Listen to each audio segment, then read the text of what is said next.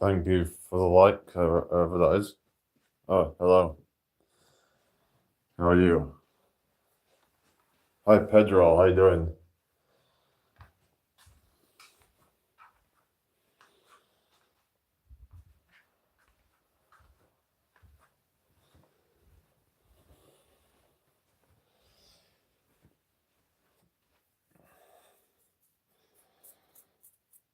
Oh, are you going to bed? Okay. Well, hope you have a good sleep then. So yeah, I was just I'm alright, I guess. Just yeah. So basically she's just fucking deleted her channel, hasn't she, you know? Yeah, she deleted her account, so we knew it was gonna happen, you know? Uh, oh god. What the fuck is wrong with her, eh? She must have, well, she must have at least seen some of it. She maybe just woke up early and then like saw some of it and then just was like, oh yeah, they're talking about me. She obviously know what we're talking about her because who else would it be? But I don't know. It's just stupid. But like I said, you know, play stupid games, win stupid prizes. You know, it's like you want to mess around, do these stupid mind games and whatever, then you know it's not going to end well for you, is it? You know, you're going to end up getting yourself in trouble. You're going to end up probably lonely and miserable and whatever, you know, because you know it doesn't make you look very good, does it?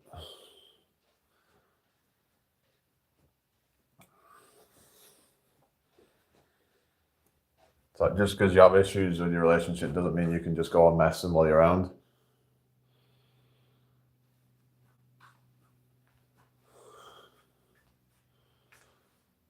Anyway, thank you for the likes, everybody.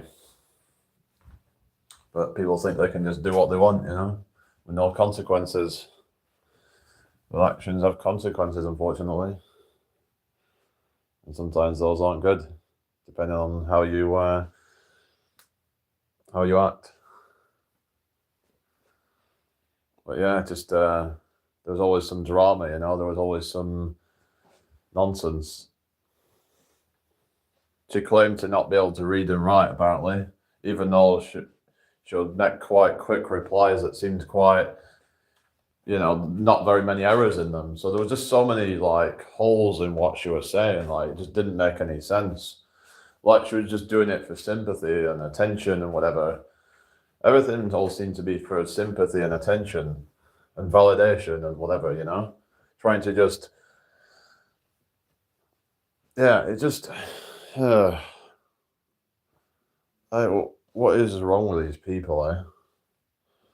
And I don't get it. What has gone wrong along the way? And has she been abused or something? I don't know. Like I don't know what is going on because for someone to be like to become like that, then it feels like usually something has to have gone wrong along the way. Whether that's some issues in upbringing or something like some serious issues, some abuse or something. I don't fucking know because we'll never really know the truth. I don't think because she ain't gonna say it.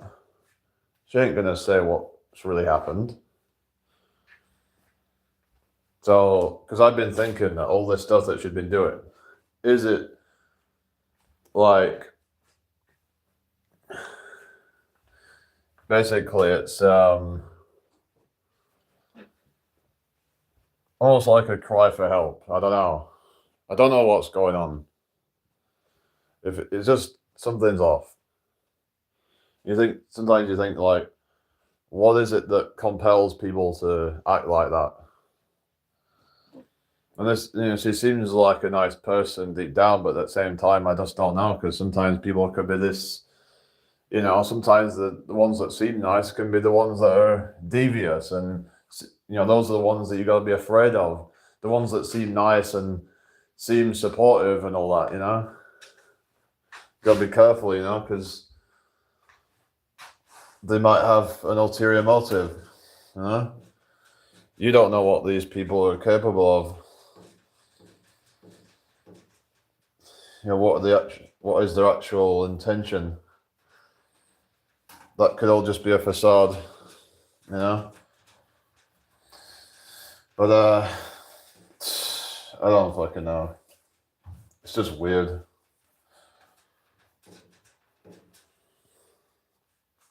And people just need to stop with this stuff, But you actually wonder what she claims to be going to a therapist. So what is she going to a therapist for? What is it that she, why is she doing that? Is there something that she's not saying? Is there something really like dark? So I've been thinking this for a while, that some things just don't seem to really add up. And it's like there's something she's hiding. I don't know. Or maybe she's just that way inclined. Some people, I guess, are just that way inclined. They're just that way to begin with. Maybe it's their genetic makeup or something, I don't know. But in that case, they probably should just be like, staying on their own, really, and just trying to, I don't know. They shouldn't be going around and hurting other people. It's not an excuse to go and hurt other people. It's like when people use things like BPD as an excuse to be a bitch. That's not an excuse. Like, if you have actual problems and they really affect you, then you need to just stay away from people, then, don't you? You need to stay off fucking line, and just, because there was this other woman who was like, there was always drama with this other woman, right? So there was this woman from Sweden, and she kept going on about like having a stalker, and it was just weird. The stories didn't even make any sense. Like, she apparently kept getting bombarded with messages from this stalker. And I'm like, well, why don't you change your phone number or something? And she's like, oh, well, my mum deals with that or something. It's like, well, go to fucking deal with it then. If this person's fucking, being like threatening or whatever, then something needs to be done. None of it made any fucking sense whatsoever. It just, it's like, they think they're stupid. They think some of these people, they just think you're stupid and that you'll just believe anything. And then you start thinking, hang on, this doesn't make sense. That doesn't make sense. So like, you're telling me this, but that, it can't be right because of this. So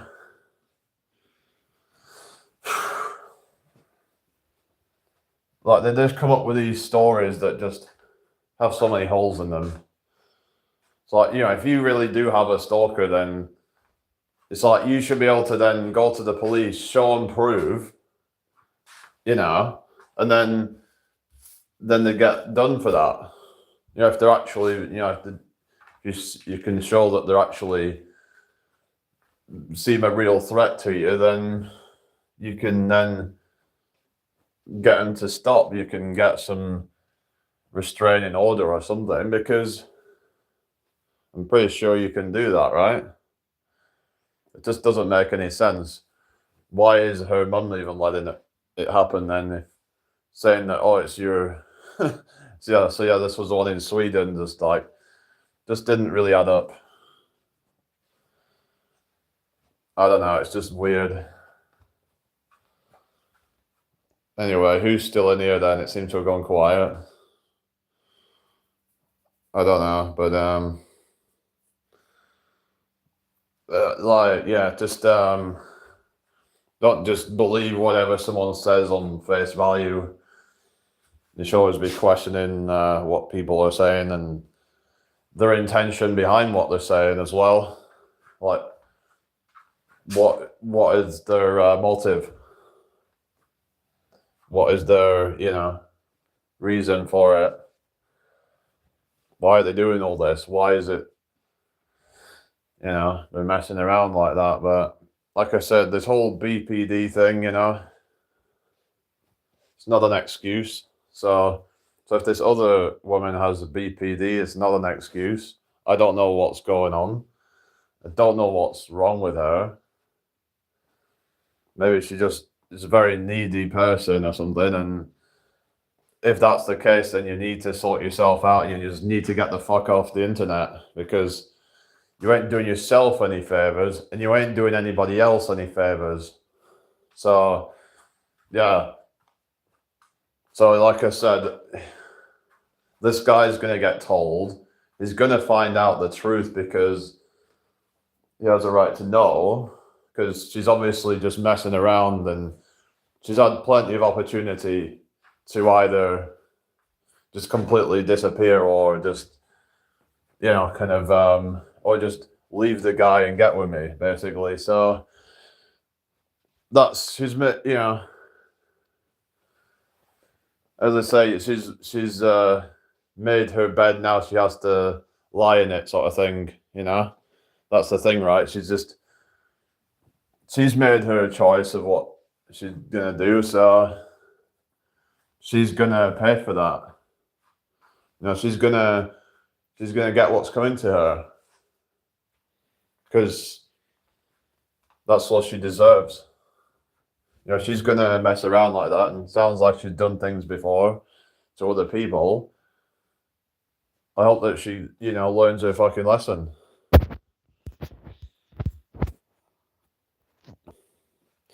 Hang on. What's that, Cindy? Hello. Yeah, that sounds weird. Yeah. Hi, Cindy. I hope you're well today. Yeah, there's a lot of weird shit,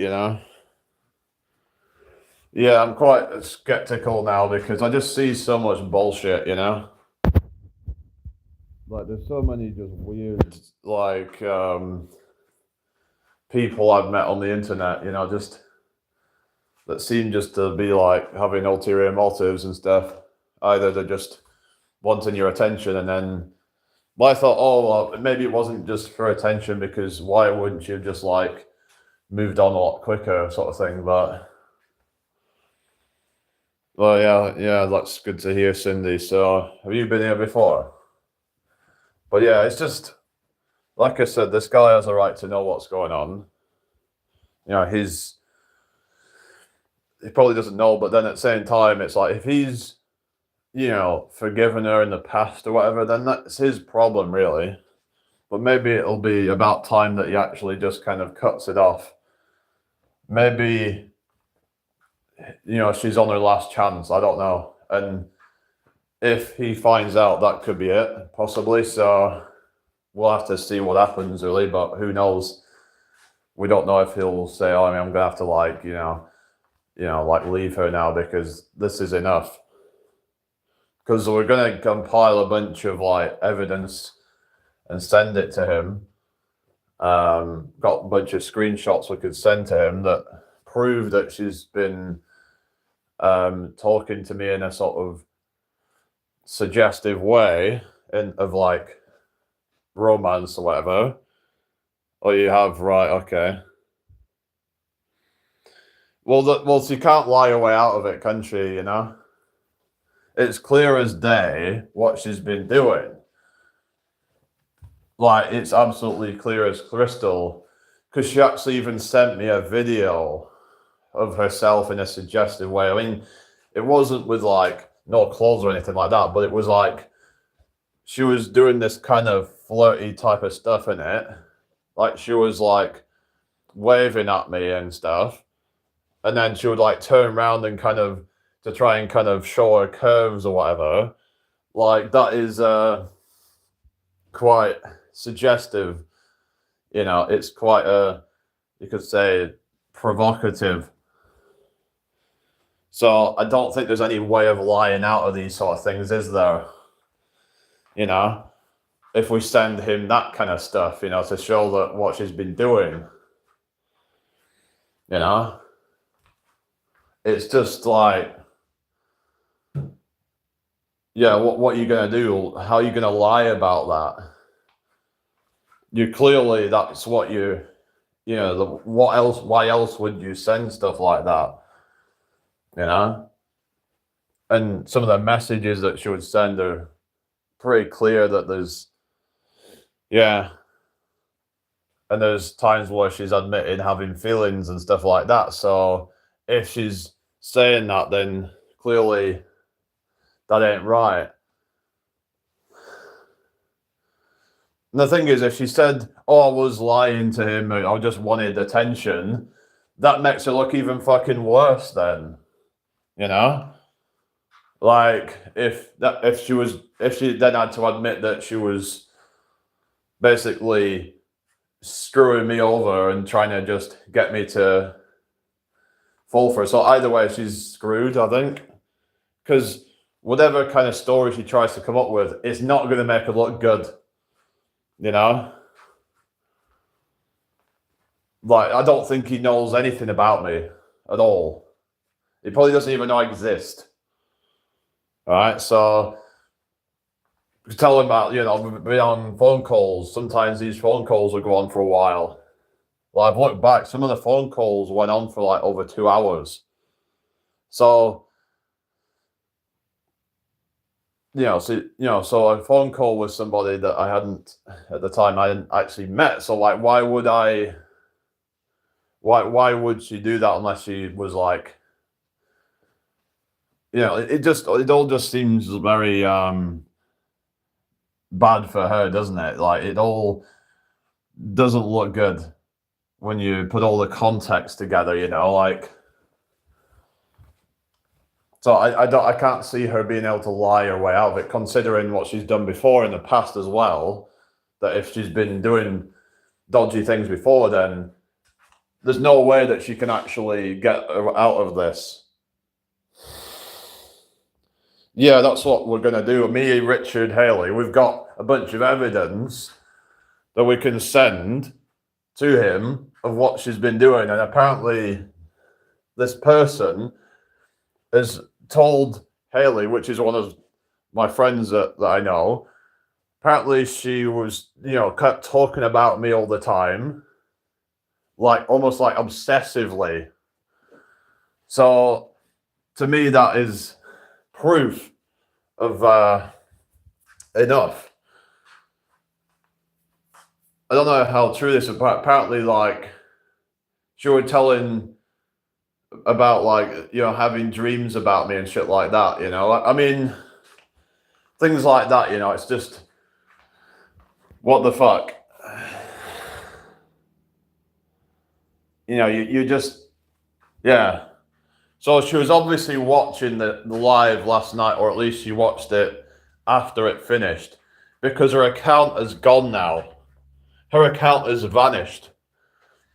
It does not exist anymore. It's gone. Because I came on last night going on about like how she was deleting comments and she deleted her videos already. And then and what happened, right? She also changed her profile picture. And then she changed it again and then changed her account name. Just so many weird fucking things going on. Like, what is wrong with you? Like it was all just designed to kind of get in my head or something. I don't know. Because she knew I would see it and it would be like trying to make me confused or whatever. So, like I said, either way, whether she had any feelings or whatever, either way, it does not make her look good. In fact, I would say the latter makes her look even worse, because if she was like stringing me along kind of thing and just confusing me and kind of trying to give me all these mixed signals and whatever, and just that makes her look even worse, you know? I would say, if anything.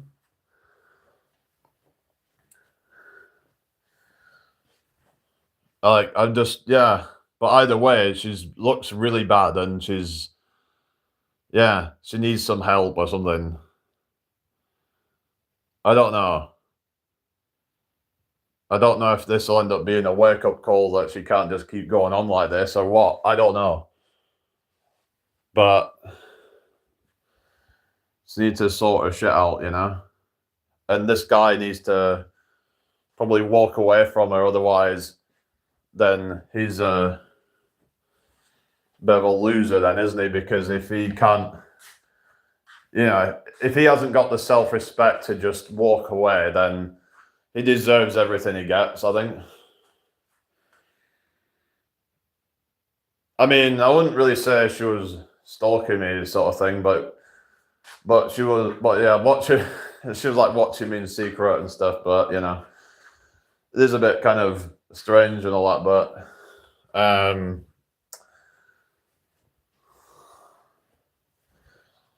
yeah, she was like kind of getting a bit, yeah. I don't know. It's just weird stuff. But you know, I'm just like, I just want to like kind of, you know, want to see something, you know, resolved from all this. Like, see, you know, like I said, that maybe he will see sense. Who knows? But yeah, it's just, I don't think that there's any way of her getting out of this. I really don't. And yeah, I can't see her getting out of it, because I know she seems so scared of him finding out, basically. Because as soon as I threatened to like tell him, she went and vanished. This was a while ago, but well, she stopped talking to me as soon as I threatened to tell him, kind of thing, and like.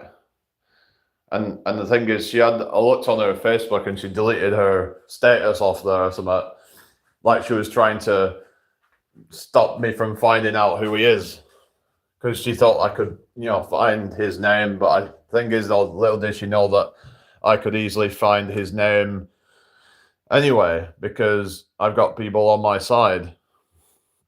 Oh, take care. Have a good one, Cindy. So, you know, so she's too kind of like stupid to even realize that, you know, that stuff, and thinking that all of the shit that she's said is just, you know, going to stay between her and Haley, whatever, when it's not. If it's something that, you know, that I need to know about, then they're going to tell me, because it's important. They can't just keep stuff from me if it's like important. So she's too stupid to like give certain details out that could then get leaked to me. You know, you just need to just kind of like be a bit smarter. I'm not saying you're stupid in general, because, you know, there's times where you seem kind of smart, but, you know, it's just, but you just can be a bit sort of naive at times. Yeah, when you just kind of think that, you know, you can just tell someone something and then it's not going to get out there. You can tell someone your dirty secrets that has a connection to me, and you think that I'm not going to find out, you know? Of course I'm going to find out, because they're my friends, you know? So why do you think it's just going to not come out, to, you know?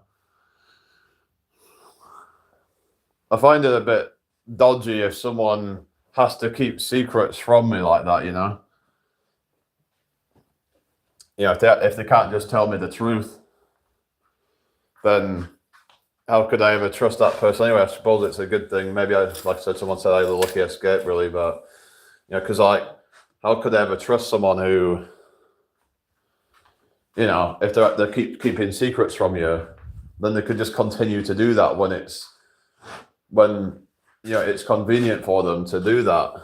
A lot of people, they'll only do things that are convenient for them. When something's inconvenient, then it's like they won't do it.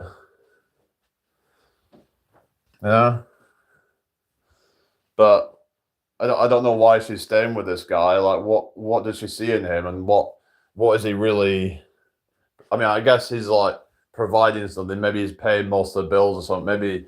Maybe this guy's a total fucking simp or something. But the thing is, if you do that, you're just gonna get disrespected and treated like shit, But maybe it'll be a wake-up call for him if he finds out and then he just leaves her.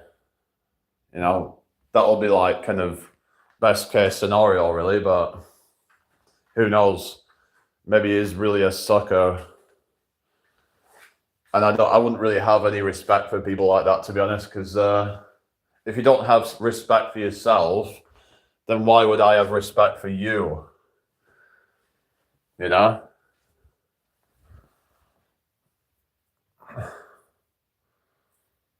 just like, yeah.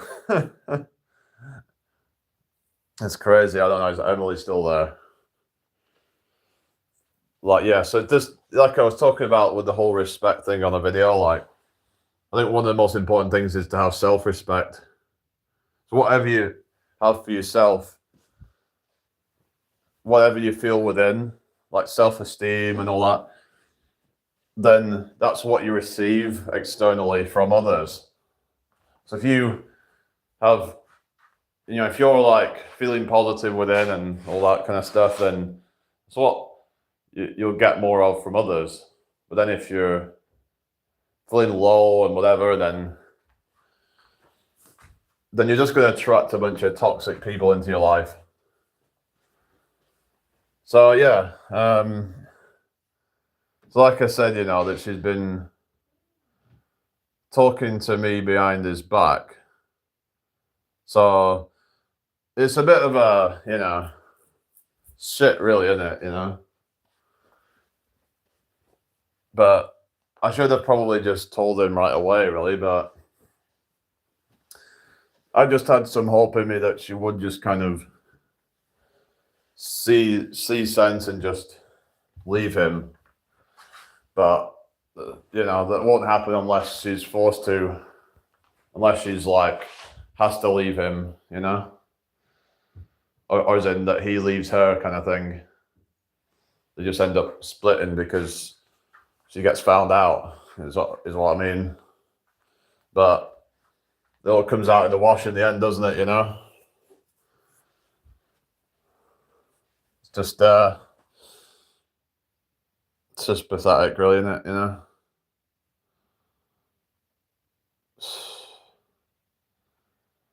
So yeah, but she probably thinks I'm like bluffing or something. I don't know.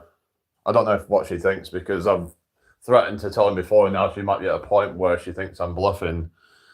But this time I'm really fucking serious. I'm like, I'm done. This is time that he finds out,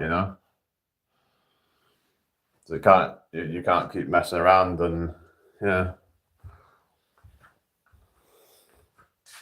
I don't know where she's gonna go, if she gets kicked out. Well, I mean, they're both gonna have to like probably find somewhere else to live, I guess. I guess it depends. Because if they're splitting a place, then yeah.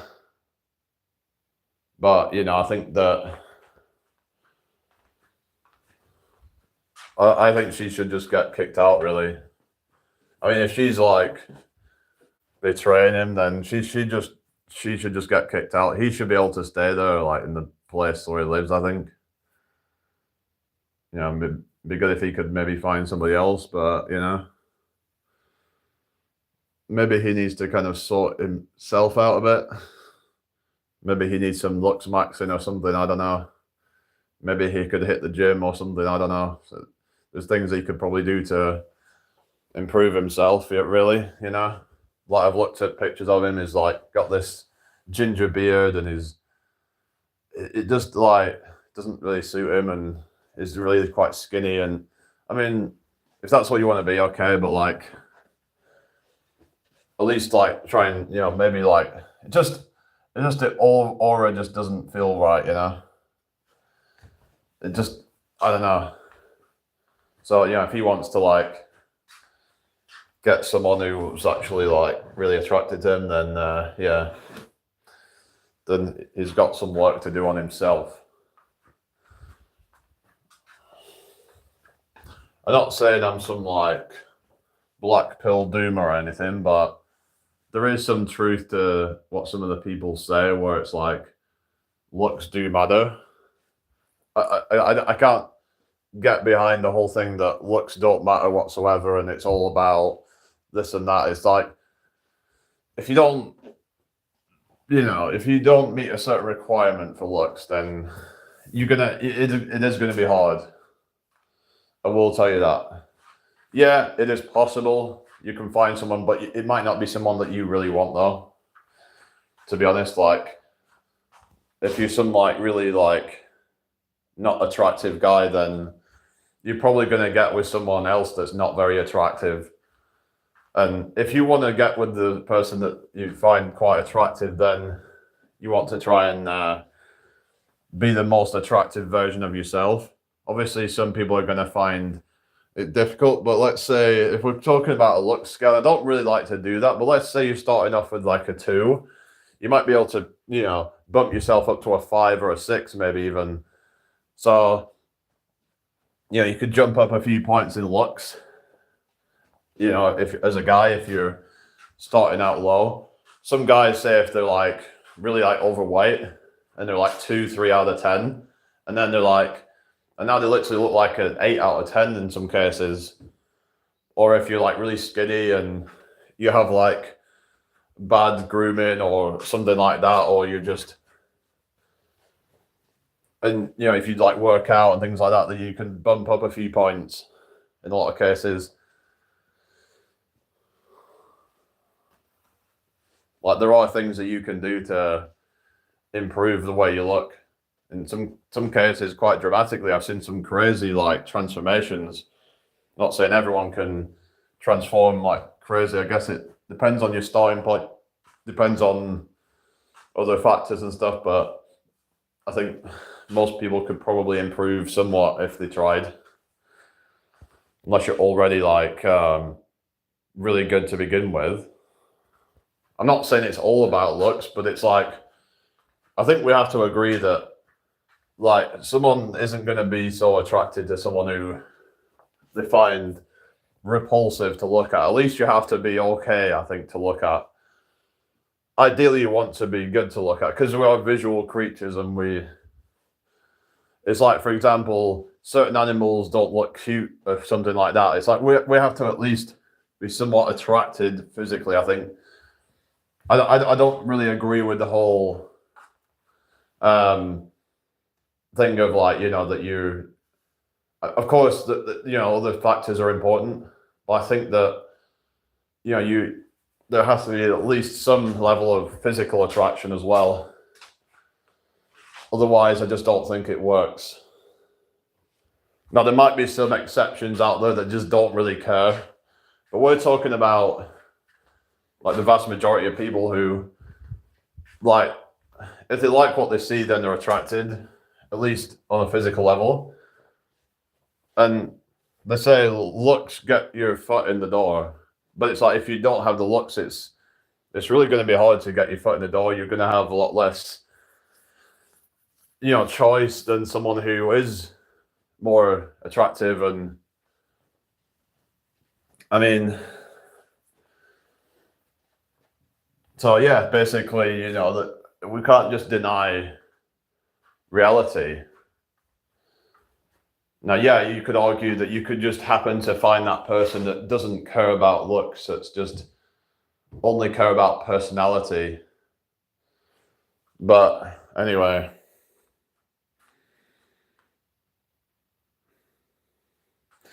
Well, so that a genuine woman will accept you the way you are, Jamie looks and everything, but women like that are rare.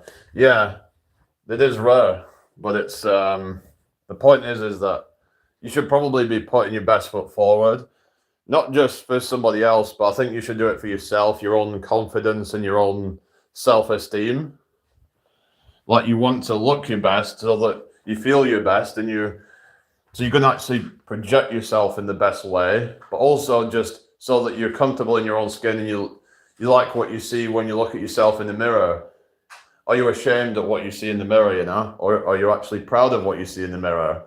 Because, you know, are you happy that you're doing the best that you can? Or are you letting yourself go? Are you letting your health slide? Because that will reflect on how you look. If you're, you know, getting lazy and whatever, eating shit, then it's going to reflect. So it shouldn't even be doing it so much to attract somebody else, but actually for your own health and well-being. Yeah, it should be mostly for yourself because it's like, for example, right, there's this whole thing of like women saying that they prefer, you know, like overweight guys or whatever, right? But if that was actually true, then if, say, like men start to listen to that and stop going to the gym and just become slobs, then it's like, then it's basically they're just falling in line with what women want them to do instead of actually becoming healthy for themselves, regardless of what anybody else thinks. The thing is, this whole thing of what they actually mean by a dad bod is quite subjective and quite ambiguous. Because, for example, you'll see someone like Henry Cavill or something, and that's, you know, what a lot of women will think of when they think of as a dad bod. Even though that guy was probably taking some, you know, roids or something, and the guy's, you know, like chiseled or whatever. And so the point is that, you know, it's like a lot of times they don't even know what they're talking about, you know? Because when a lot of guys, they think of the term dad bod, they think of like, you know, like, what is it? Like Leonardo DiCaprio or something like that, more recently, with like the kind of, you know, it's let himself go kind of thing. So that isn't actually what I don't think most women would want, really. Now, of course, there is going to be some that, you know, but you shouldn't be listening to that anyway.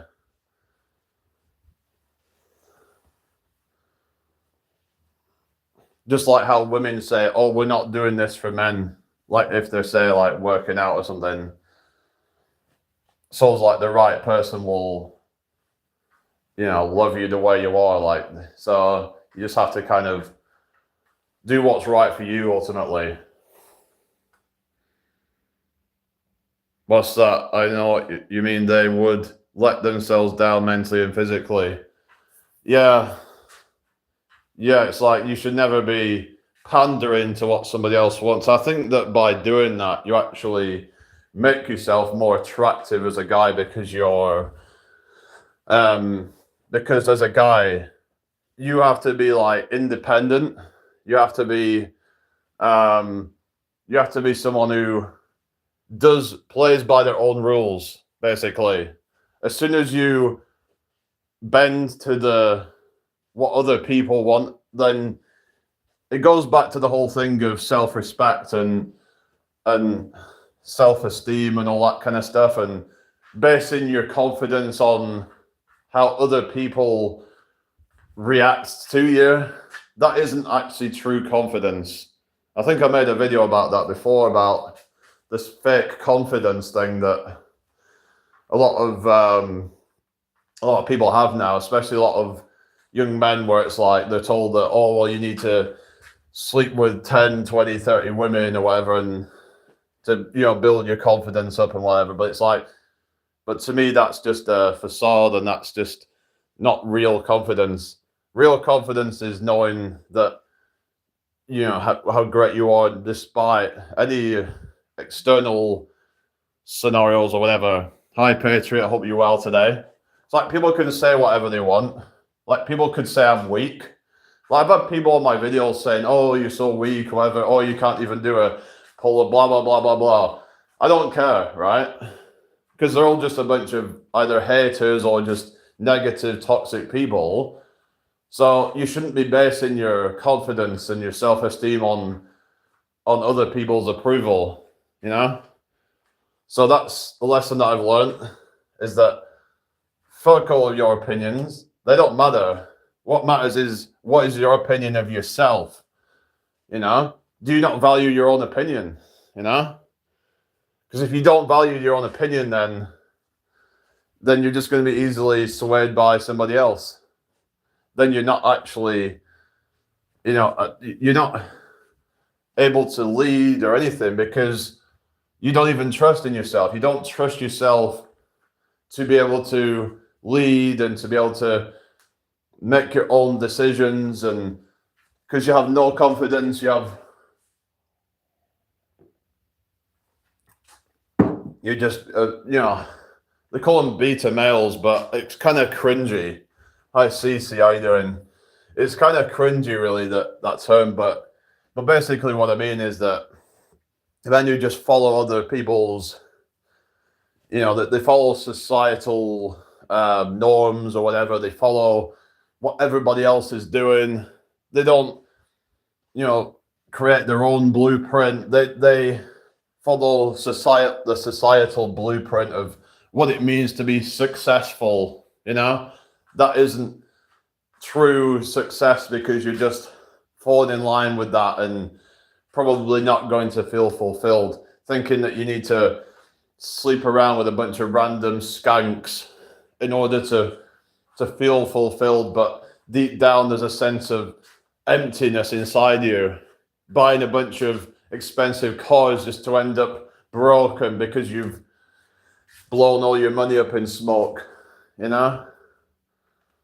because you don't know how to budget and you don't know how to save money and anything. So you just end up trying to prove to the world how successful you are, while you're actually devaluing yourself in the process.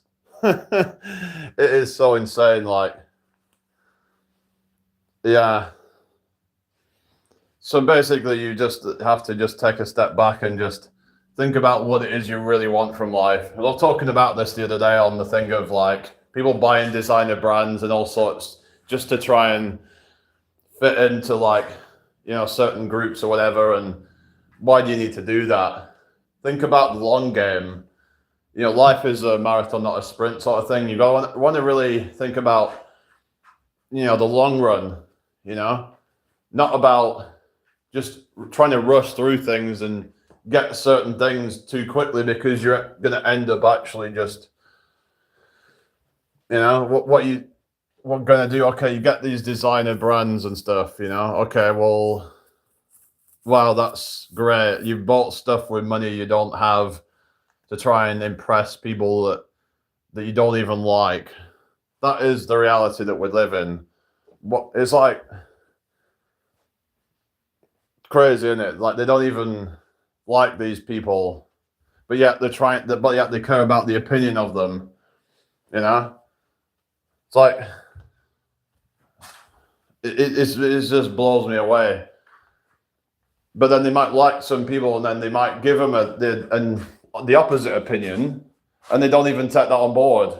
Let's say someone buys a bunch of, they buy a Rolex, they buy a fancy car or whatever on finance, and then they're like, yeah, so they buy all this shit that they don't need, and they're like, so I was trying to think, what was that? People think material things are more important. That's mad though. Yeah, I know. So they buy all these things, and then these people they don't even like, right? And it's like, well, but then it's like they could have an opinion of somebody that they do like. Maybe they have a friend or whatever that says, you know what, maybe this whole, materialism thing isn't really, going to serve you. And they're like, yeah, whatever, or you're just jealous or whatever, but it's like, but they don't take on board that, they might have some value in what they're saying, and just continue to go and live just a degenerate life of just trying to, look at me, I've got this gold chain, look at me, I've got a Rolex watch, look at me, I've got a McLaren or whatever, look at me, I've got, 10 girlfriends on the rotation, big fucking deal, nobody gives a fuck, because they deep down feel a sense of a void inside themselves, trying to fill a void with all this stuff, but doesn't actually fill it. It just distracts them from what's really important. That's what it does. Because they have to then do some self-reflection. And that is something that can be a bit daunting for people, to really kind of reflect on what it is you really want out of life.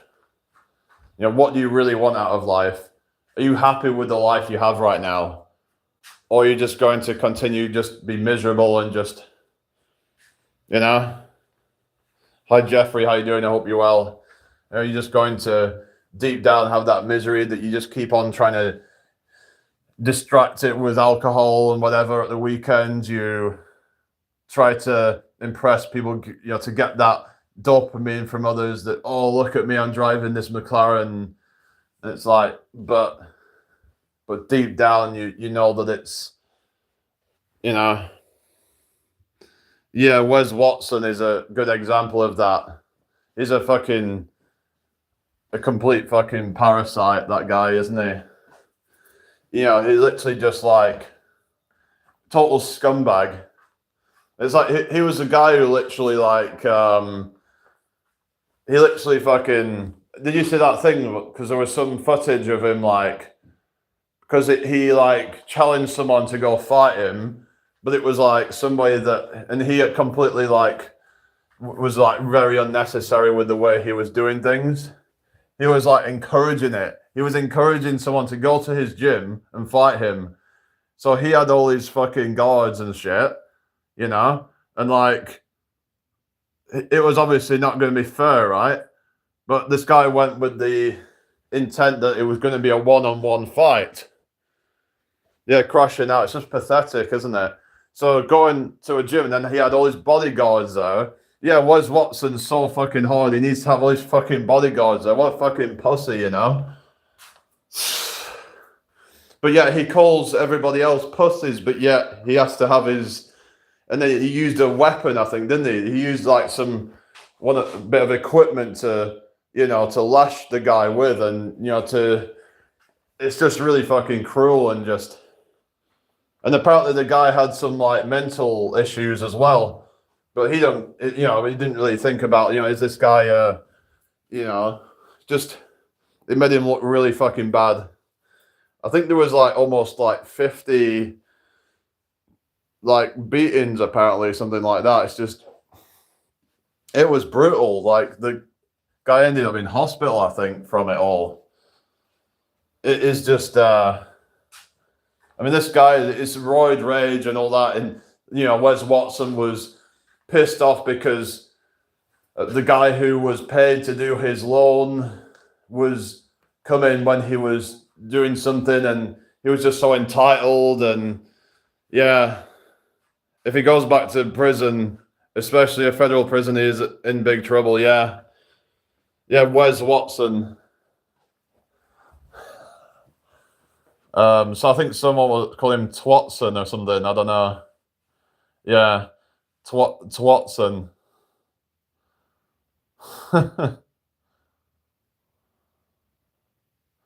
That's what it should be called, isn't it?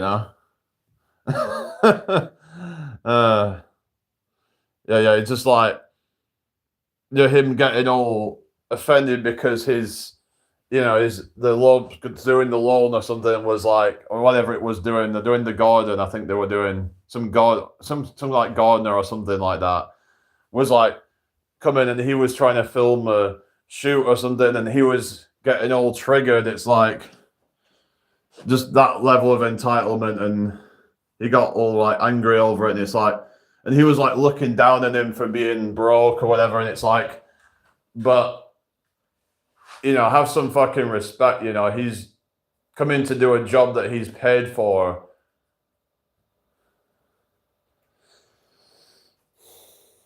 I'd rather run than fight. I can't fight to save my life. Well, yeah, you know, it's just I think like if you could fight, then you could say, well, you could potentially like be able to, let's say if you have a woman or something with you, and then they try and, you know, do anything to her. It's a way of, if you can fight, because what if, say, like that woman can't, you know, she might not be able to outrun the guy or something. She could get like attacked or something while you're running away, basically. So I was thinking about that being able to fight would be like allow you to basically protect your woman if you get one. Because, you know, what if she can't just run away from the guy? I guess it depends, because maybe she could, technically. I guess if she was quite fast, you know, she could run fast, but then she could get away from him or something. Because if the guy is quite big and like strong or whatever, then I guess it depends really. But then maybe he's not that strong and he could outrun her or something. I don't know. Maybe the guy would be like kind of, you can't fight either, right? Oh no, that's not good. But yeah, so I mean, running away if you can run fast. I mean, but hello, William Lux, how you doing? Yeah. You just like to sit around all day. Is that why you called William Lux? Or is that because you live near the Los Angeles airport? LAX. But yeah, so like, just thinking about like hypothetically, let's say if someone's trying to start a fight with you, you know, it's this whole, you know, fight or flight thing, right? I'm all right, thank you.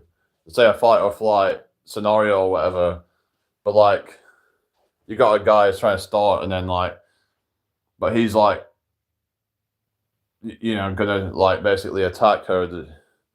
Or if she could be able to run away from that. I mean, women tend to not be able to run as fast, but like I said, depends on if you know, if the guy is like quite skinny, but he can like run fast, they could catch up to her, I guess. And if you can be like strong enough, you could just like destroy him, kind of thing. Oh, not America, right? Oh, you gypsy. Was that like Ireland or something?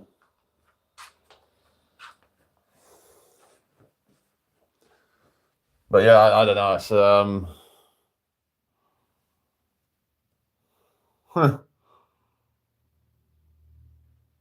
but yeah, sometimes I'll be like thinking of like hypothetical scenarios in my own head. But there's this thing of like a man being a protector, but then having roids is not really good. The thing, if you get too like jacked, it could become a problem because you could easily gas out. That's the thing, especially if you're on roids. They can actually really spike up like your blood pressure and stuff, and you're more likely to end up having a heart attack or something just when you're getting into that sort of state.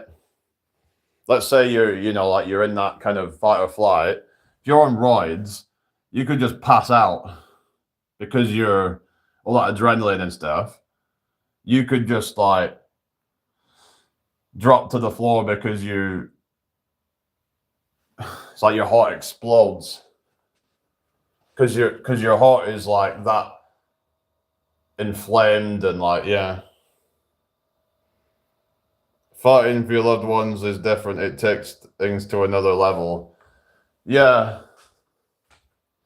yeah, that's it, you know. Yeah, if you end up in a situation where, you know, you can't, oftentimes you can't really just run away from somebody, depending on like how close proximity you are. And because, so I was thinking about this, right? If you was to try and run, then you'd have to try and like kind of sprint. The problem is if you try and sprint away from somebody, they're going to be able to catch up to you eventually, because what's going to happen is you're going to run out of steam and you can't keep that pace up and you're going to burn yourself out, which then means that the person that's just behind you is going to catch up because they can just run at a steady pace. And then once you've run out of gas, then that's when they can come and catch you up, you know? That's why I say slow and steady wins the race. It's like if you try and run like you have all that adrenaline, but then eventually that is going to run out. You're going to, you're going to, you're going to fatigue. You're going to hit the wall basically to a point where you can barely even run anymore.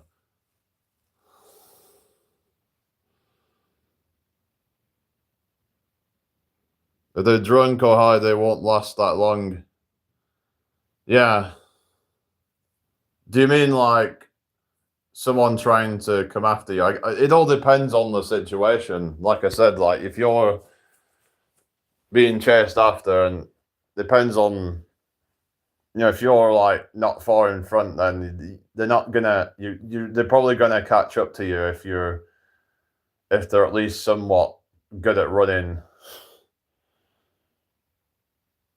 Yeah, there is a lot of like, some people might think that that video that I did was kind of a bit obnoxious or whatever. I don't really care, whatever, I knew it was going to get a bunch of like comments on it. In fact, on a different platform, it's got over 100,000 views on it. So, but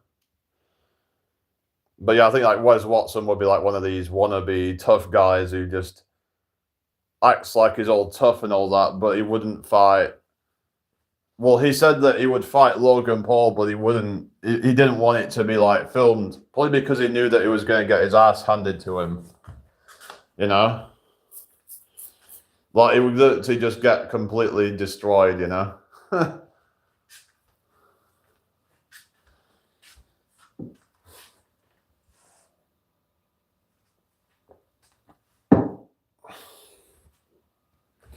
Yeah, it is true, but like it depends. I think on a street, like if you're a bigger guy and you have some fighting experience, you're probably gonna beat the smaller guys, because there was this thing with like Eddie Hall when he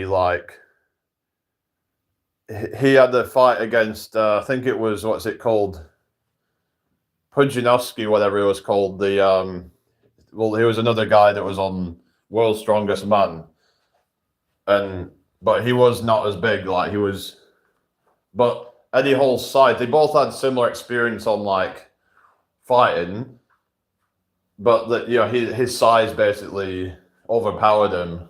So size does seem to like play into it, at least somewhat. Anyway, if all else is equal, then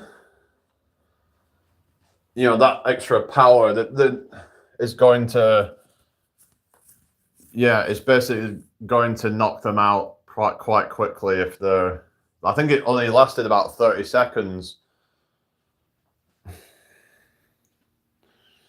Yeah, it's like you can't move as quick, but yeah, his power is going to, like, his force that offsets that.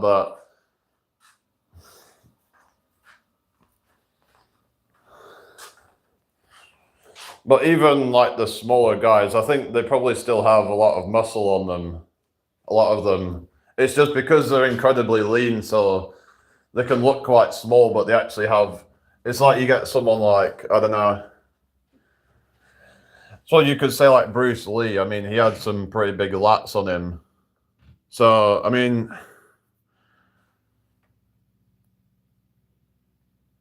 but yeah, so there is a thing where a certain point of diminishing returns with it though, with like size and strength.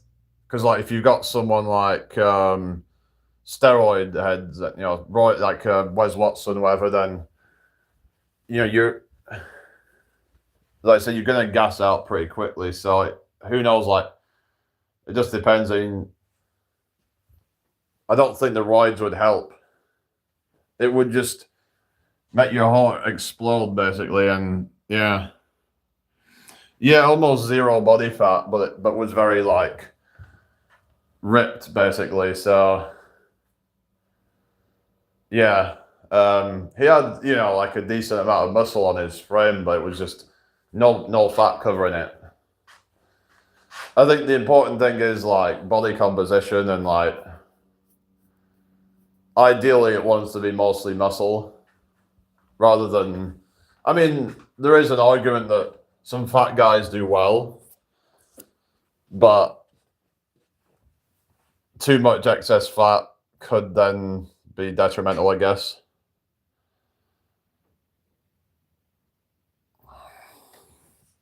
Yeah, it wasn't it some like some medication that he had or something. If I remember, it was some kind of like, wasn't it like aspirin or something like that he had? I remember someone was telling me that he died from overtraining, but I don't really believe that was the case.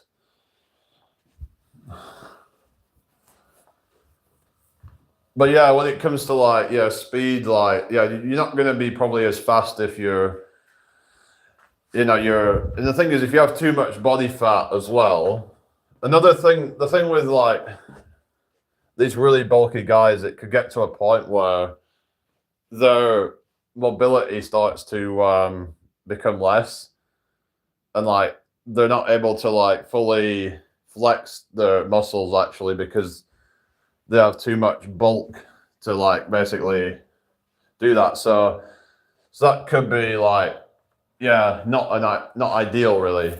So you don't want more muscle and fat to a point where it stops you from being able to like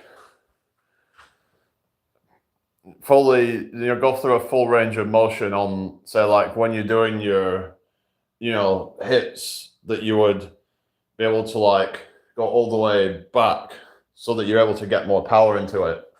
So yeah,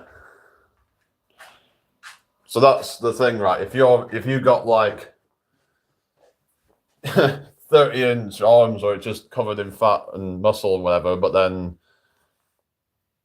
that could get to a point of being restrictive. Restricting your movements is not ideal for things like MMA or anything like that. And yeah, you're gonna probably gas out quick, even if you do have cardiovascular conditioning, because you'll be fighting against somebody else that also has conditioning as well.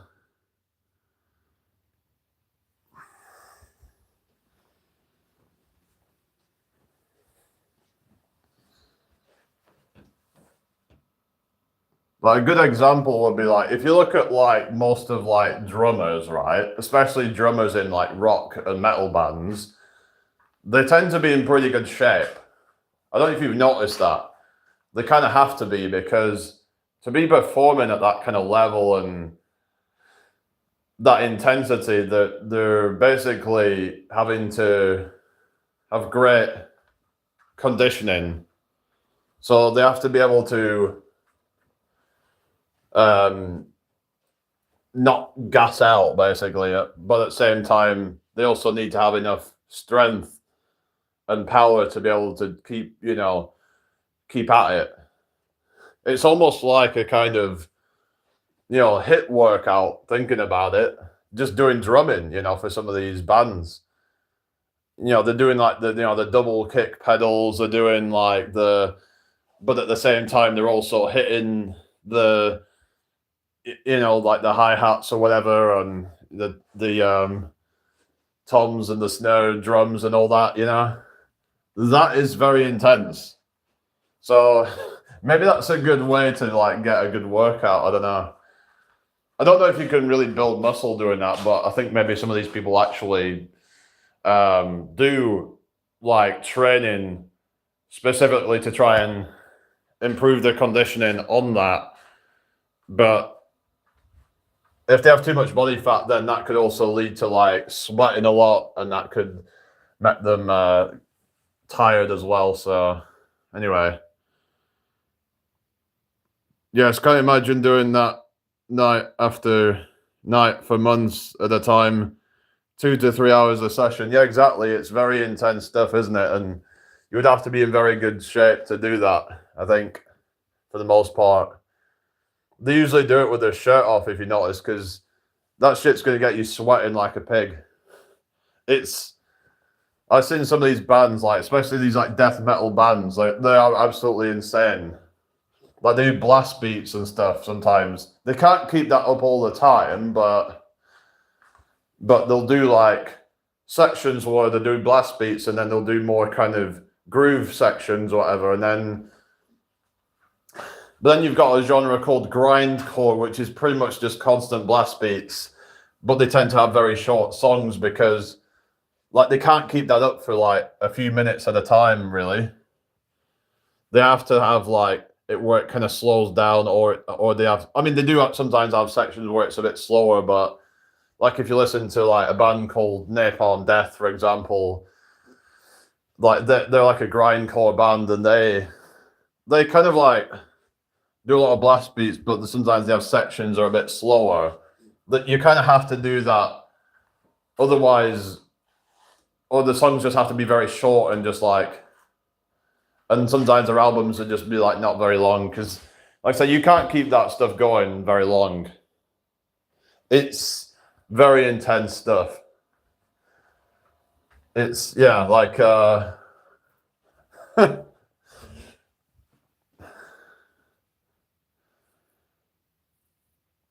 but yeah, you can't keep the blast beats going too long. They're meant to only last like maybe 30 seconds, a minute at a time, whatever. It's like, because otherwise you're going to get probably like some lactic acid buildup or something. Because you know, like when you're sprinting and stuff like that, right? You're not feeling that you get after about 30 seconds. That's when you start really feeling that like lactic acid burn.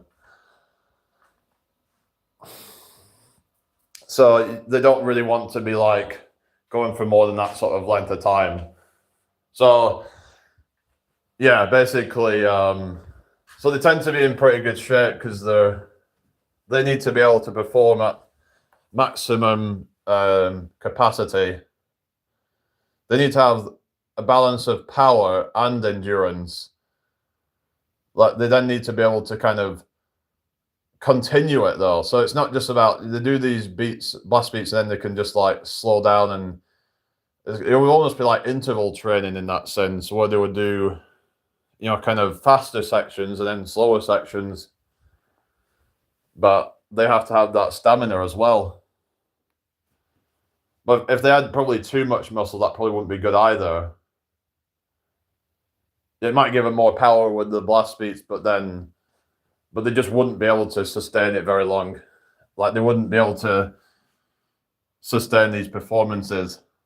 So there's a balance, there's a fine line, I think, with these sort of things.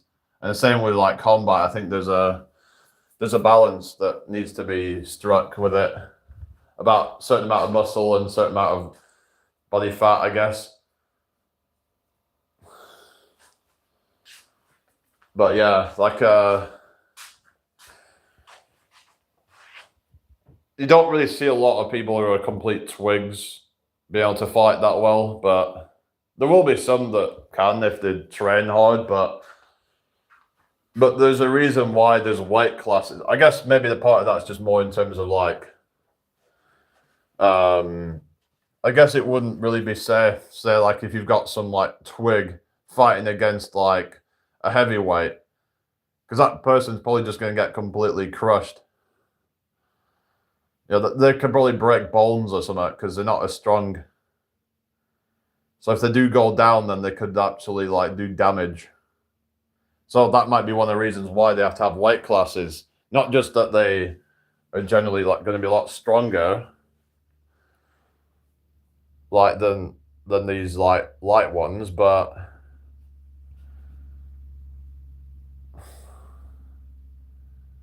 yeah, it's there's a whole thing about it. Like there's different like systems of energy that we've got, which is like the most intense system is called the ATP system, which is basically just pure adrenaline at that point. That's the first few seconds of a sprint.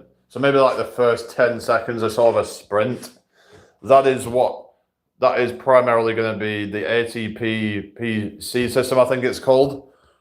And then after that, you go into what's called glycolysis, which is still very intense, which is the lactic acid one, where you start burning up glycogen, you turn it into lactic acid. That's why after about 30 seconds, you start getting the burn. So after, say, like probably a minute, something like that, you can no longer do lactic acid burn. It's just going to you then go back into sort of hello Joshua. You go into like a sort of aerobic, but the thing is well, actually you would just completely probably be fatigued at that point. But let's say you did a 20-second sprint, so you do a bit of ATP system and then glycolysis, but you wouldn't do it too long to where you start getting that lactic acid buildup, and then you would probably recover for about a couple of minutes maybe. That's what they call like high intensity interval training. So that's when you can that's when you go really fast for a bit at like almost like your maximum, and then you like drop it back down again. I'm not 100% sure if you do go into the ATP system doing that. I guess it depends how close you are to your VO2 max or whatever it is. Not VO2 max, I mean the max heart rate, basically. Like when you're, say 95% of your max heart rate or something like that, or 100% of your max heart rate. Because these people doing, say, like sprints, they're at 100% at that point, and they tap into those like ATP stores basically to get that extra energy that they need for that burst. And then once that is depleted, then you go into glycolysis after about 10 seconds. Or Japanese walking technique. Oh, I don't know about that.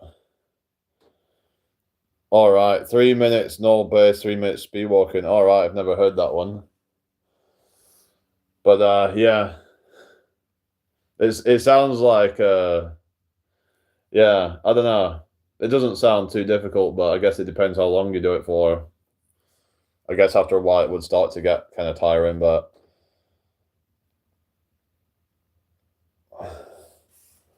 yeah, I don't know. So well, yeah, speed walking could be good for people who say like instead of doing jogging, you could just do speed walking. Probably burns about the same amount of calories, really. Some people can speed walk at about 5 miles per hour, and a jog will be like 5 miles per hour probably. So you could like, if you have issues with your joints, just do speed walking. It's going to burn a lot of calories if you do it long enough. Even just walking at like 5 miles per hour for like half an hour, that's going to probably burn quite a lot of calories. That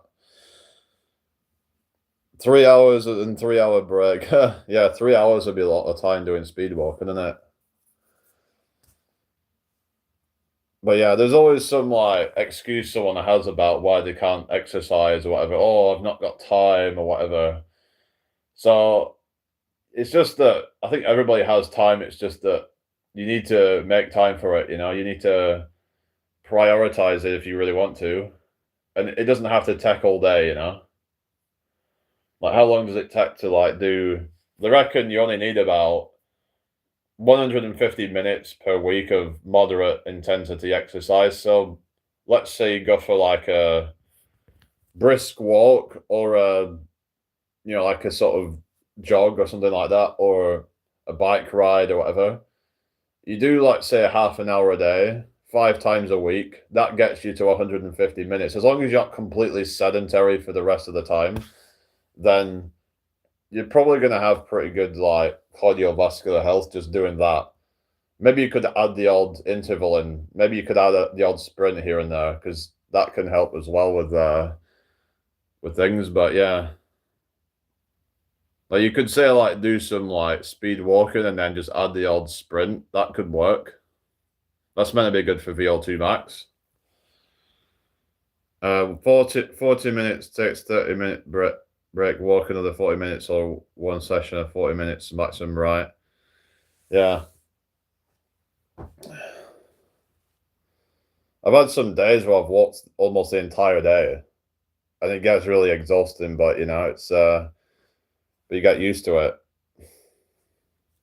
But your ankle's rooted, right? So you can't run, you were saying, yeah. Yeah, running's not really ideal for everybody. So if you want to do like you could do like, speed walking or brisk walking or whatever, or cycling can be good as well. Actually, rowing can be good. I don't know if you could do rowing. Rowing's not the moment, right? Rowing's a good exercise. Rowing's like pretty much like a full body workout, isn't it? A lot of people think of it as like working the back and arms, but it's actually a lot of it's in the legs. You get a lot of leg drive when you're doing rowing. So yeah, it's that can burn a lot of calories as well. A rowing machine. Another one is a ski erg machine. That works a lot of different muscles as well. 30 minutes a day sounds right to yeah. Yeah, walking, but like as long as you're not just like really just being lazy about it, but true, yeah, anything's better than nothing. Yeah, we don't need to be perfect or anything like that. So, it's all about kind of yeah. The thing is like people have this like perfectionist mentality, and I think that's um this whole thing. Because I remember someone talk about this before. Maybe I should make a video about it. Like the whole perfectionist mentality isn't necessarily the best because it can end up stressing you out when you're having to make every single thing perfect. Like your diet has to be perfect, your workouts have to be exact. Yeah, I've heard about like doing. And another thing is, if you move around, then it helps with like digestion as well. It helps to get food through, doesn't it? Stops it from like. Because I remember like if I've been sat around too much throughout the day, that can end up causing stomach ache. Especially if I've had a lot to eat, like it would just cause stomach ache, and I would just feel like the sense of like it's trapped. Yeah, better sleep. Yeah, it's just exercise builds sleep pressure because you're creating like metabolic stress, which then sends a signal to the body that it's time to repair. That's why it gets you more. That's why it gets you more sleep. So that's what I would suggest that people were talking about this the other day about supplements and things like that, and yeah, people's lifestyles aren't really conducive for good sleep a lot of the time.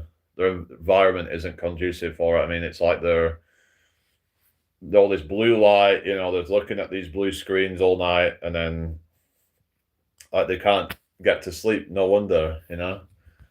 So I don't know about these blue blocking glasses. I mean, like I don't know if has anyone ever tried that. Does anyone find that it helps with sleep? I don't know because there's this thing about like red light therapy but the red light, the blue blocking glasses are like a kind of whether those things actually work or not. Some people talk about turning your room red at night because it mimics like the red sun at night or something like that. But the thing is, once the sun's gone down, then it's like, well, it's nighttime then. So you could argue that there shouldn't be any light at that time. But then again, you have fire. Sometimes people would have fires at nighttime, you know. So maybe like it would mimic having a fire or something like that. And there's a thing about having a fire, and there's this whole thing about like the mitochondria and the whole thing about red light therapy and how it can increase mitochondrial function. But that's all kind of a bit, you know, getting all a bit sort of, it could get a bit speculative, and I might look and see if there's any research on it actually. So let's see if there's any like thing on mitochondria, and yeah, let's have a look. So I'll put in about like sleep and whatnot, and not just sleep, I meant like, what is it? Red light therapy, mitochondria. Whether there's actually any like conclusive studies on it, but oftentimes one single study isn't conclusive. But it says here, red light therapy stimulates mitochondria, the energy centers in cells, by having them absorb specific red light wavelengths that enhance ATP production and cellular energy. This increased energy boosts cellular function, aiding in tissue repair, increased collagen production, and reduced inflammation by improving the efficiency of cellular respiration and activating enzymes like cytochrome C oxidase.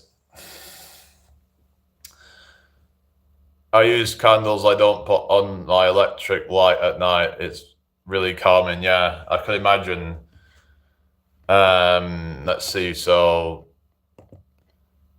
yeah, so talk about like light absorption. So what happens is these, like especially like near infrared light and stuff like that. So red and near infrared, they have a certain kind of like frequency to them, and they only penetrate so deep into the skin, through the skin into like a certain place. So it's like, but certain ones penetrate deeper than others, is what I'm saying.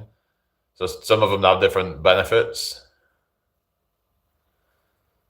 But it's talking about this, you know, light absorption triggers a response in the mitochondria, leading to an increase in adenosine triphosphate ATP, the cell's main energy currency. Hello, the great one.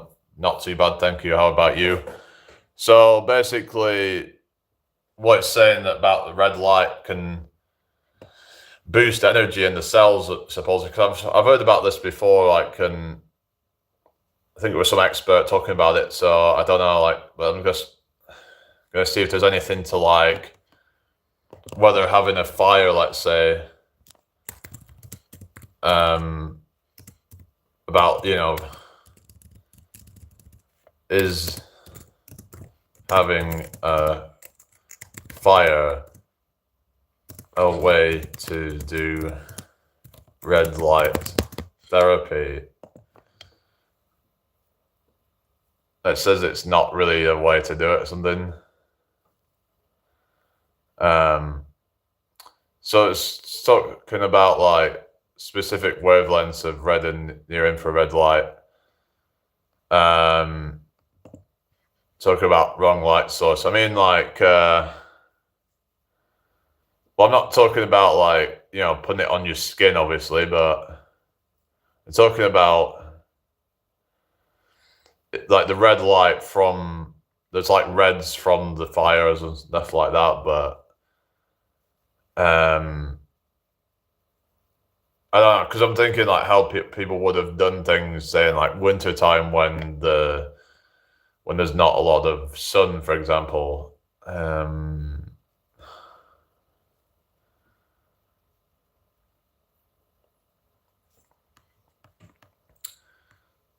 It's all low levels of, yeah, so like low levels of red light. Using low levels of red light to target your skin and cells is thought to work by increasing the production of mitochondria in your cells. So I've just seen that. This is WebMD, so there's some like, you know, reputable like sites where they kind of are talking about it. So there's a lot of like, there seems to be a lot of like research gone into it and stuff. But I don't know if any of it's conclusive though. We'll be getting off probably quite soon, but I don't know. Yeah, so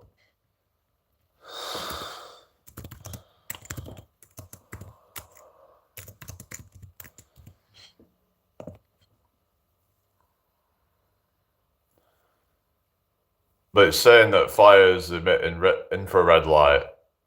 So I'm wondering if like, whether it works. Well, I was wondering if like, say just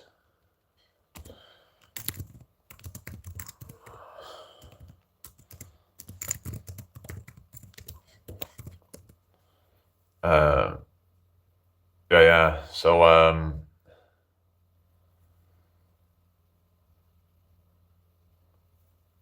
it's saying that that the heat from a fire can cause pain relief, reduce inflammation, improve circulation. But I'm just wondering, like, the connection is based on the natural properties of infrared radiation, official and therapeutic application, not an endorsed using open flames for medical treatment. It's just funny how, like, when I type something different and it gives me a contradicting result. Where we're saying before that it's something different. So it's like, can you really trust this AI stuff? Really, I don't know.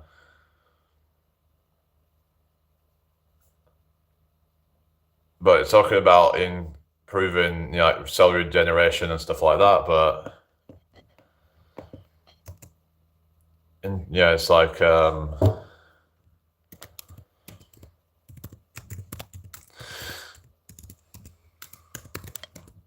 lot of research is paid for, by the way. I know a lot of it you can't really trust, can you?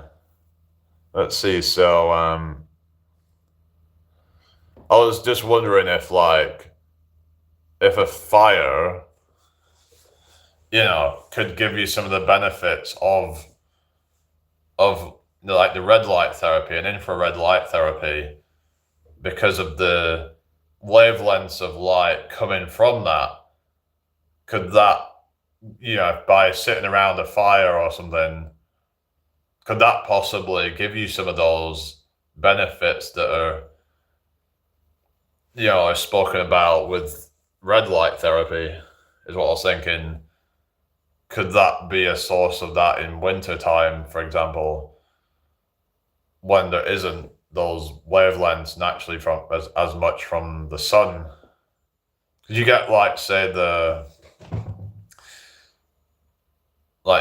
you would get things like the evening sun, for example, or whatever, when it goes red.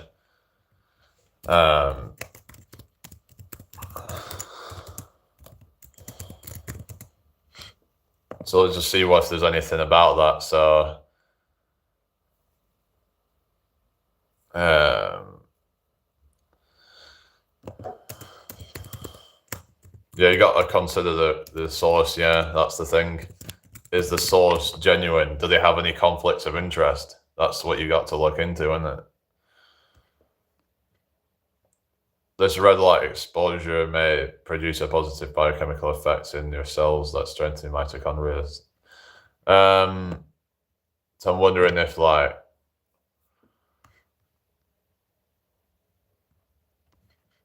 if there's anything to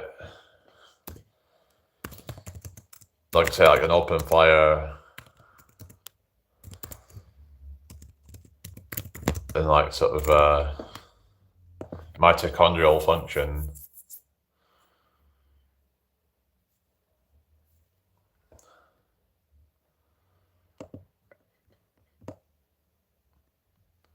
Yeah, sometimes it can be hard to actually find any actual decent research on things, really.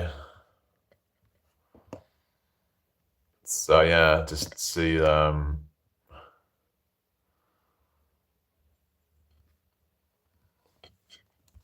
I could ask it, so I'll ask it if is fire, a good light source for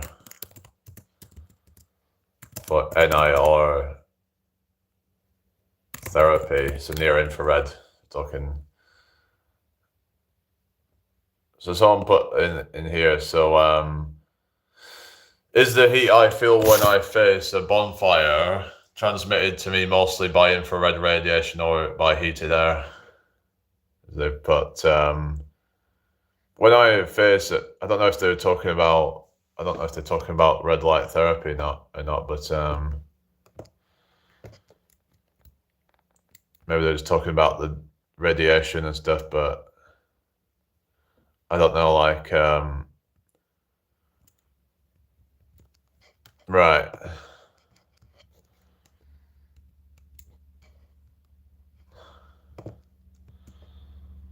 Let's see what it says.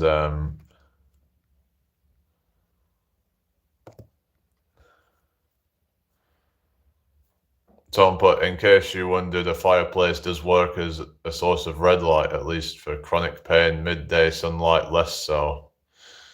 Someone saying that they have chronic fatigue syndrome, and I've had a red light panel borrowed for a month. Then I returned it and haven't bought my own yet. Nothing for my energy levels or immune system, at least directly, but it did make me considerably less sleepy during the day and noticeably improved my sleep, though it also tended to make me less sleepy in the evening and makes it harder to go to bed early, even when used early in the day. Yeah, so I wonder if there's any like negatives to it then or something. I don't know. But then maybe it decreases your need for sleep. I don't know. By improving cellular energy and stuff like that. So, also have chronic muscle and joint pain, which is fortunately very mild, but it is on pretty much 24/7, mostly located in the legs. And the RLT considerably reduces it for some time. It's a strange feeling to sit down for 20 minutes, 10 minutes or each side, pretty much without moving a muscle, and then after standing up, feeling less pain instead of more from stiffness. So basically, like, yeah. So what they're saying is that, so maybe this is actually, maybe this could actually help my mother. Actually, she said she's got like things like like fibromyalgia or something, but could this possibly be yeah.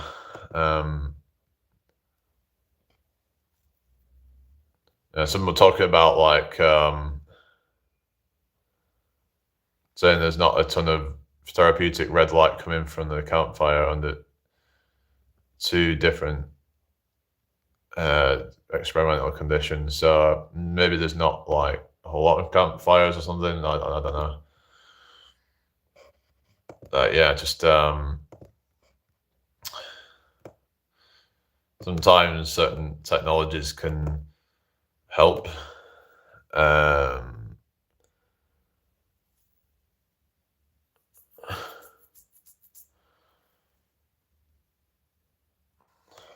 Someone talked about hot coals giving off more intense red light than the actual fire. So that's interesting. Yeah. Let's see what else we've got. I'm probably going to get off here soon. Just yeah, I hope everyone's having a good day anyway.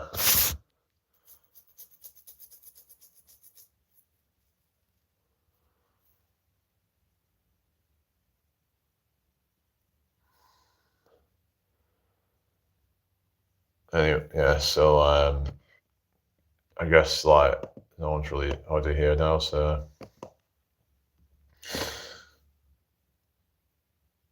but yeah, so red light therapy supposed to be helping a lot of people, but I don't know, just I wouldn't want to just say for certain that oh, this works, whatever. It's like, well, it might not work for everybody though.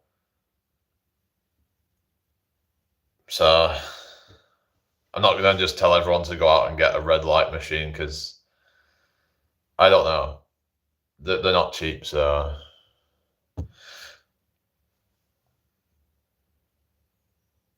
But there is people that swear by it. I mean, it could be placebo, but then if people are saying that it's having a significant effect, then it's hard to say that's placebo, really.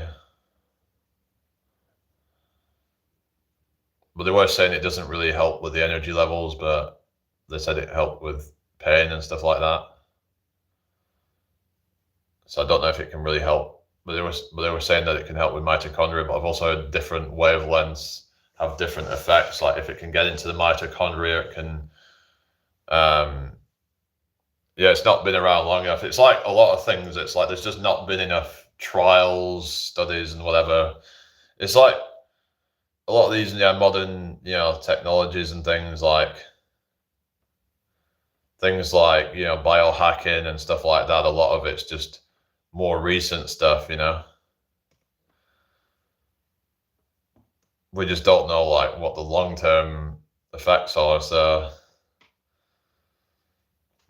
who knows? Could it be like the fountain of youth? Probably not. But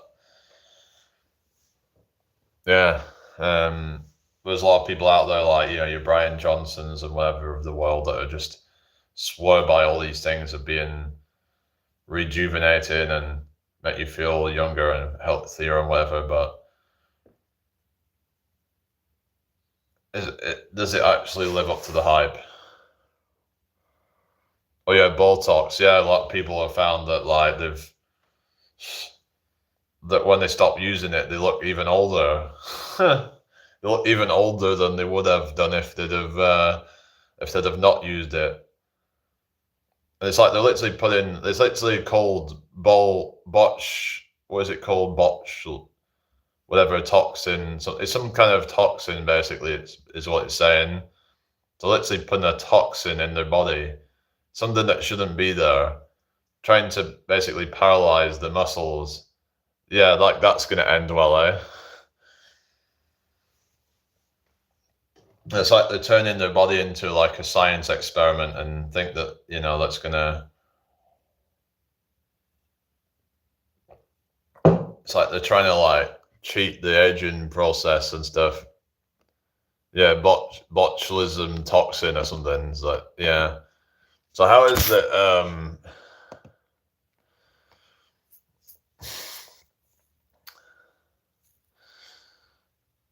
Yeah, more like botched toxin or something. Is a botch. That's what it is, isn't it? A botch up.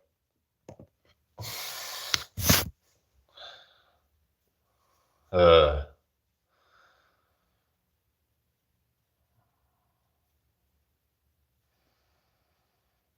oh yeah, speaking of botch, I was confused with the words botch and bodge. Because apparently they're two different things or something. Like they call something a bodge job or something. Which means like when someone's like kind of like improvising and just kind of uncanny valley. Yeah, I was looking into all that stuff. Like, what was the other one? Like, what's it called? Like back rooms and all that stuff. What is it called? The liminal spaces. I've been like kind of into all that kind of stuff with like the kind of creepy kind of stuff. Like there's a whole like lore behind it all, like what makes something uncanny valley. What is it that makes somebody what some picture of it's this thing of like I think what they've found is that it's the fact that it kind of looks human like but kind of not. It's like it's not so unhuman like that it looks like a different species, but not human like enough to look human kind of thing. It's like that. It's that in between, that gray area. That's what it makes it creepy. It's like, yeah, unnatural, yeah. And it's like when you've got the liminal spaces, it's when you take some place that normally has a lot of people there, take it out of its context, that makes that weird and creepy as well, because it doesn't feel right. Like if, say, you had a school with nobody in it, or like a shopping mall with nobody in it, like it would just look weird and creepy. It's like there was actually a stage in the first Tony Hawk's game called Mall, and it's like that. You could say that that's like a liminal space. They're basically all liminal spaces in that game. There's like literally nobody in them, and there's something kind of like strange about that in a sense. It's like you're thinking back about it, like because these places you wouldn't go through the whole place and not see anybody. It just doesn't look right.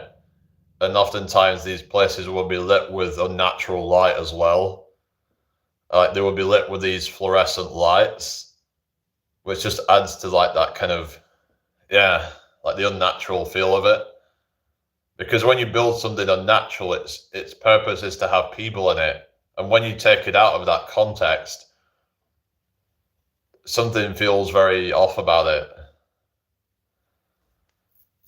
It's like, for example, going out in nature where you got like trees and whatever, it feels normal for there to be nobody there. But in, say, like, if you were in a shopping center at night after it was locked up, it would be weird and unnerving. Yeah, it would be eerie. That's what it would be. I remember there was this mate, and when we was looking at this, like, we saw like a window in like the shopping mall, and it was like complete blackness, and there was something quite eerie about that. I remember he was saying that it feels quite eerie and kind of spooky, when they shut all the lights off, because they do actually keep the lights on up to about like 9 p.m. or whatever it were, and then they just turn it all off and it's black. I don't know if do they like just kind of automatically go off at that time? Like, why do they keep the lights on even when they're shut? I don't know what that's about, but they keep the lights on for a while, and then they just go off at like 9 p.m. or whatever it were, and it's just all kind of completely like. And I felt like there was something quite eerie about that. I don't know, about these places that are, during the day they're full of life, and then they're just completely vacant at nighttime. I don't know.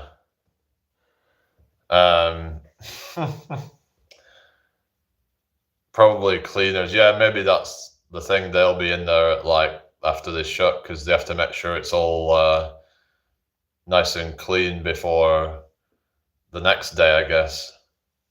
But when it's all shut, there is something unnerving about that, I guess. Especially if you was to actually go inside it. It's like you get people going inside like abandoned buildings. Have you ever watched like the Urbex stuff, like people going in abandoned buildings and stuff like that? There's something quite creepy about that, isn't there? Especially when people have left stuff in there, like they've left their belongings, they've left like classic cars there, they've left a whole bunch of like antiques and all sorts of stuff there. It's completely just so creepy. It even gets to the point sometimes where nature starts taking over. It's there's one in London that's massive, and it just got abandoned, but there was this thing called adverse possession, which is like what they call squatters' rights. So someone could technically go and, I guess, find some of these properties. They could like set, well, not some of them. You could find one of these, or some land or whatever that's been abandoned, and then you could claim it as yours after like usually about 10 to 12 years, I think, if you can get permission for that. Yeah, some of the stuff's insane. Yeah, it's crazy, isn't it? Yeah, they leave all sorts of like items behind, but sometimes it's a mystery as to like why was it left like that,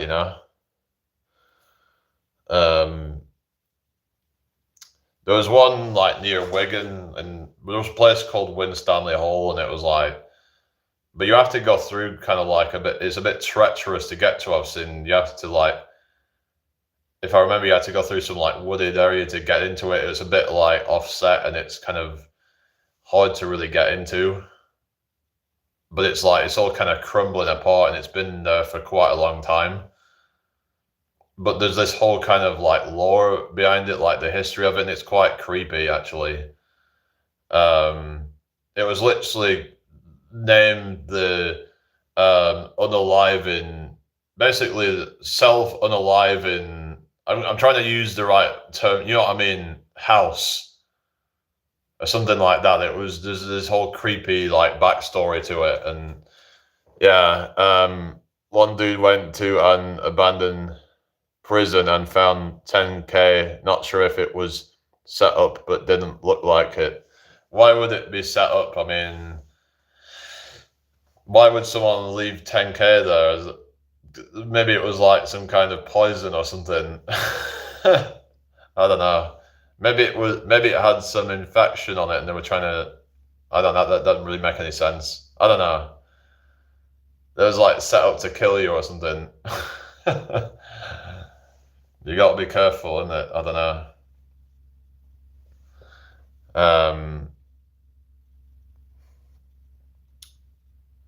Yeah, I saw like a video where somebody went and stayed. I think they stayed a whole night in an abandoned trampoline park. Well, that was pretty cool. Like they literally just went in, because what they did is they went to the top of it and then just went in through the shaft or whatever you call it. People leave behind weird stuff. Yeah, they can. Yeah, but they like went inside this trampoline park. And it was like, yeah, it looked kind of like fun to just be. Yeah, I mean, it was.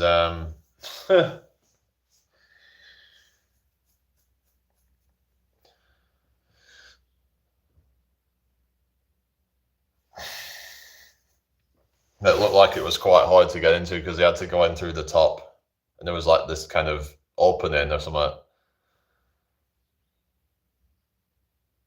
And they would climb up onto the top. Vagrant Traveler has excellent video of McLean Island. I think it's called. Check it out. All right, what's that about? There's an actual island or something.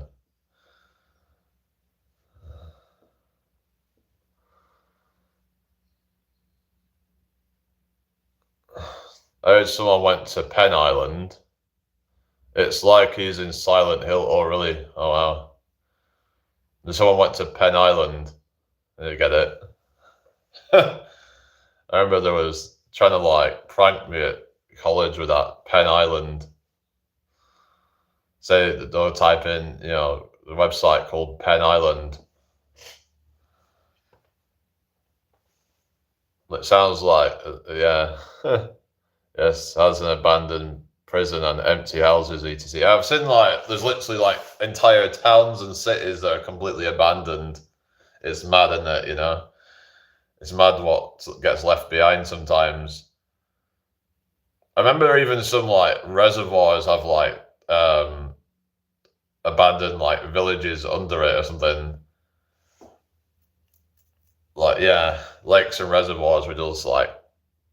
Well, there's this whole thing of like Atlantis, isn't there? People saying that the lost, civilization of Atlantis. Do you think there's any truth to that then, or is it just some kind of myth or whatever? Isn't that supposed to be near Greece or somewhere like that in the Mediterranean Sea or something?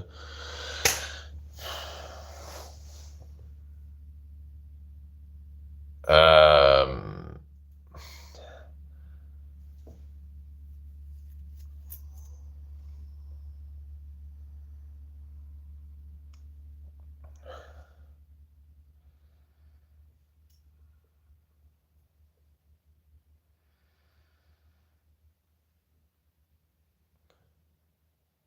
well, 80% of the ocean is uncharted, so possibly.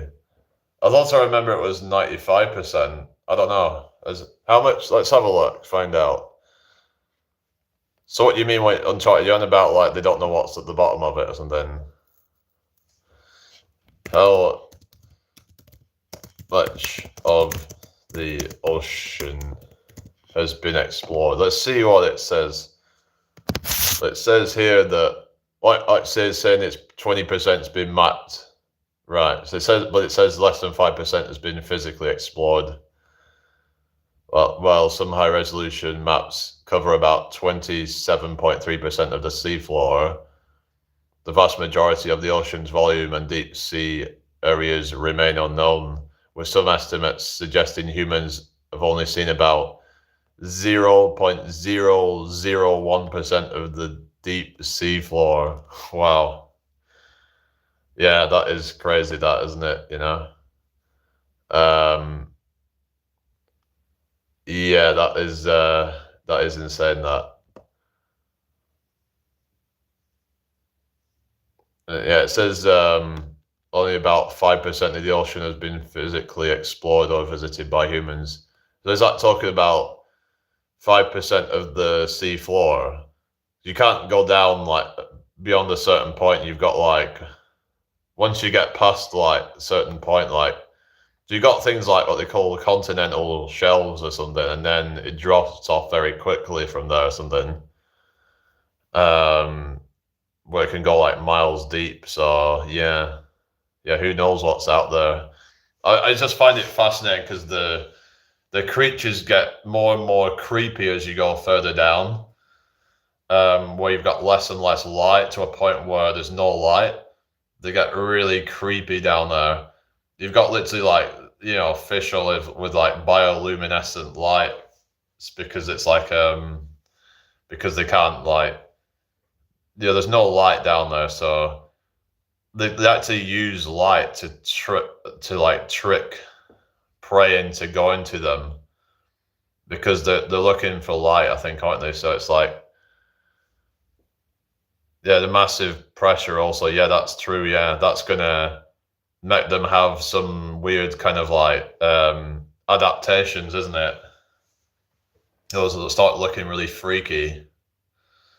So you makes you wonder: is there any like life right at the bottom of the ocean, or is there a point where it just gets too much pressure? We just don't know about. Yeah. Let's see, like, how deep is the deepest fish um, known? See what it says. Well, it does say that there was one at 8,336 meters. Well, that's quite a long way down, isn't it? And another one at 8,022 meters. So maybe it's possible that fish can go down to the lowest point. Hello, T. Joseph, I hope you're well. If you're new here, please give me a follow or subscribe. I mean, like you've got, was it Mariana Trench at like, was it 11,000 um, 11,000 meters down? So it's possible that, yeah, there are lakes under the ocean. It's freaky, right? There's lakes. Well, yeah, I suppose it kind of makes sense, I guess.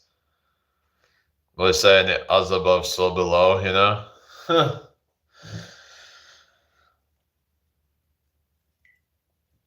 It'll be like there's like mountains under there as well, and they're like, because you've got one called Mauna Kea, which is actually most or like half of it goes below the sea or something. So it's like in Hawaii, and it's like it goes really deep down there, probably because it's like well,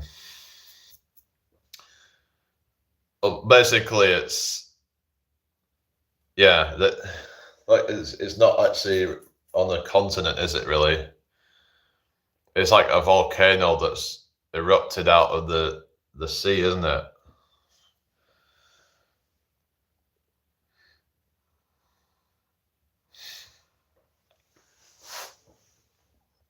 That's the live about. We're just talking about random stuff at the moment, some creepy stuff we're talking about, like deep sea fish and stuff like that. So, yeah.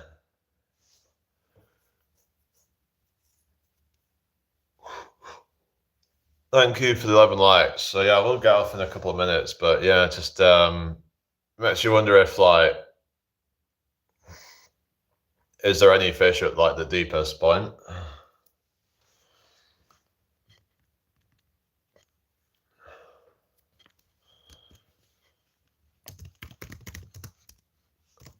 Trench. Could there be fish?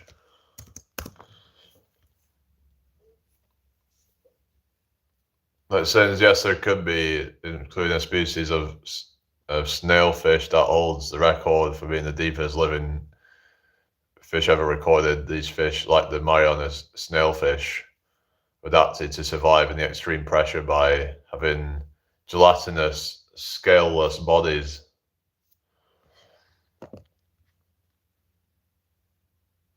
It says here that in the deep sea, no one can hear you scream.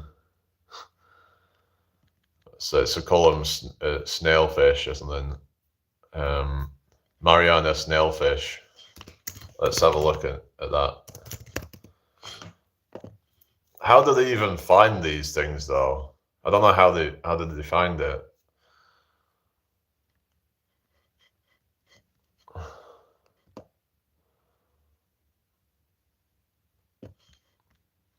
But yeah, they just look really weird and just like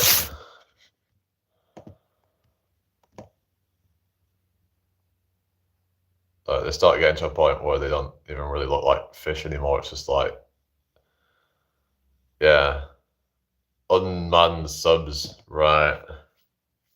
So the subs can deal with all that pressure, I guess. Then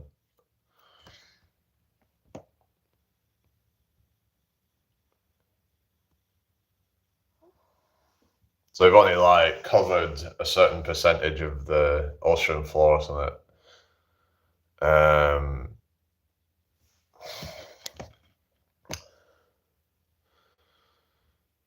To a certain point, right? Yeah, yeah.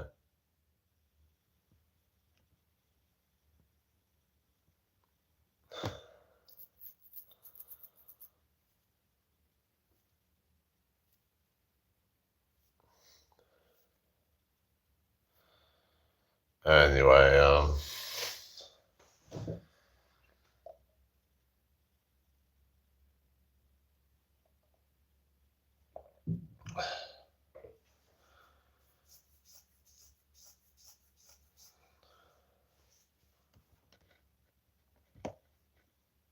we're usually a research team on a ship who have submersibles with cameras, right? Yeah, yeah.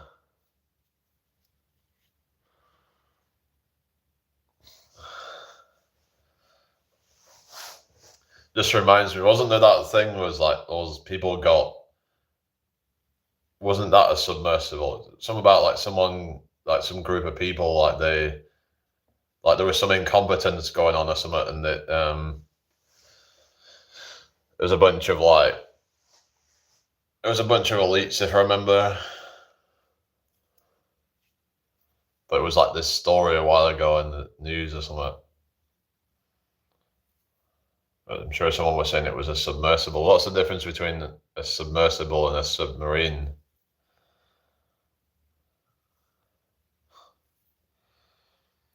Reminds me of like Poseidon. Has anyone ever seen any of the Poseidon Adventures or something? So I've seen that like before.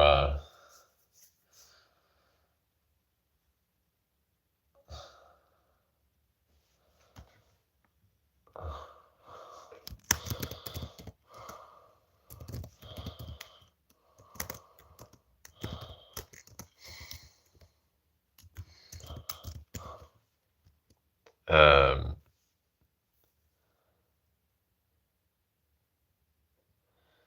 yeah, yeah.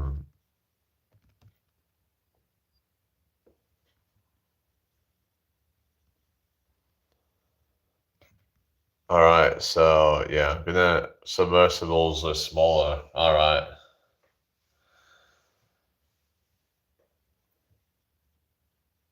Yeah, I went on 2 hours, so should be back later. Okay, I'll let you enjoy the rest of your night then. All right, take care. Bye for now.